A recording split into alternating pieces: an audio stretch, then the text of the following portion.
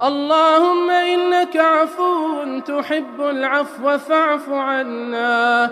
اللهم إنك عفو كريم تحب العفو فاعف عنا. کسی غیر مسلم کے ساتھ مل کر سامان میں کھانا پینا، غیر مسلم کا اتارا ہوا لباس مسلمان پہن سکتا ہے؟ تھوڑا سا ذرا اس سوال میں ترمیم کرتا ہوں. عام غیر مسلم کا معاملہ اور ہے اور قادیانیوں کا مسئلہ اور ہے. یہ فرق ذہن میں رکھنا. عام غیر مسلم پاکستان میں منارٹیز رہتے ہیں، اقلیت، ہندو رہتے ہیں، پارسی رہتے ہیں، سکھ رہتے ہیں، عیسائی رہتے ہیں، جیوز رہتے ہیں. کوئی ہمارا ان سے پھڈا نہیں ہے. وہ اپنے مذہب پہ، ہم اپنے مذہب پہ. کوئی ہماری یہاں لڑائی اور لا اینڈ آرڈر کے مسائل نہیں ہیں. لیکن قادیانی وہ مینارٹی ہے، وہ نان مسلم ہے جو ہے تو غیر مسلم اور اپنے کفر کو اسلام کے نام پر پیش کرتا ہے. اس لیے قادیانیوں کا مسئلہ اور ہے اور باقی غیر مسلموں کا مسئلہ اور ہے. قادیانی نہ آئین اور قانون کو ملک میں مانتے، نہ اسلام اور قرآن و سنت کو مانتے. ان کی مثال ایسے ہے جیسے بکرے کے نام پر کتے کا گوشت بیچا جا رہا ہو، گائے کے نام پر گدھے کا گوشت بیچا جا رہا ہو. اور یاد رکھیں، ہم اس ملک کے شہری ہیں. ہم فنڈامنٹل آف دا رائٹس، اپنے آئین اور قانون کے بنیادی حقوق کو بھی جانتے اور اسلام کو بھی جانتے. یاد رکھنا، ہم کفر کو اسلام کے نام پر نہیں چلنے دیں گے. یہ ذہن میں رکھنا. اس پر ہمارے پاس آئین اور قانون کو ساتھ لے کر ہم چلیں گے. ہمیں قانون کو ہاتھ میں لینے کی ضرورت نہیں ہے، بلکہ قوانین اس کے لیے موجود ہیں. یہ بات ذہن میں رکھنا. قادیانیوں کے ساتھ کسی قسم کا کھانا پینا، کسی قسم کا لین دین، کسی قسم کی خرید و فروخت کی کوئی اجازت نہیں ہے. آپ کہتے ہیں اتارا ہوا لباس، پتہ نہیں آپ کیسا بات کر رہے ہیں بھائی. میں قادیانیت سے اس معاملے میں سوشل بائیکاٹ کا قائل ہوں. سوشل بائیکاٹ کا. قادیانی مرزے کا نظریہ ہے کہ جس نے میرا کلمہ پڑھا ہے اس کی ماں کا یہ حلال بچہ ہے، اور جس نے نہیں پڑھا اس کی ماں نے حرام کاری کی ہے. تمہیں اپنی ماں پر شک ہے یا یقین ہے کہ میری ماں نے مجھے حلال جنا ہے یا حرام جنا ہے؟ جب ہم مانتے ہیں کہ ہماری ماں نے ہمیں حلال جنا ہے، ہم ان مرزائیوں کی اس بات کو مانیں. حضرت مولانا مفتی محمود رحمۃ اللہ علیہ کی قیادت میں 1974 کی لیجسلیٹو اسمبلی میں بریلوی، دیوبندی، اہل حدیث، تمام اہل اسلام کے جتنے وہ طبقے تھے، ان سب نے مولانا مفتی محمود کی قیادت میں اس وقت کی حکومت سے ان کو کافر اقلیت منوایا ہے. یہ منوایا ہے اس بات پہ.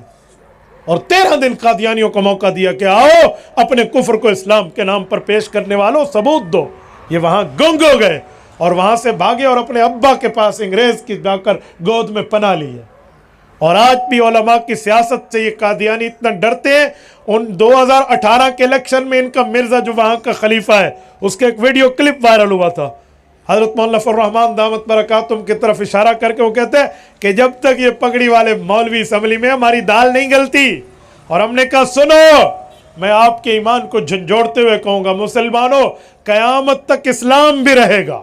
کہو انشاءاللہ. قیامت تک اسلام بھی رہے گا، قیامت تک پاکستان بھی رہے گا، اور قیامت تک ہم ایسے حضور کے غداروں کے دم پر پاؤں رکھے رہیں گے.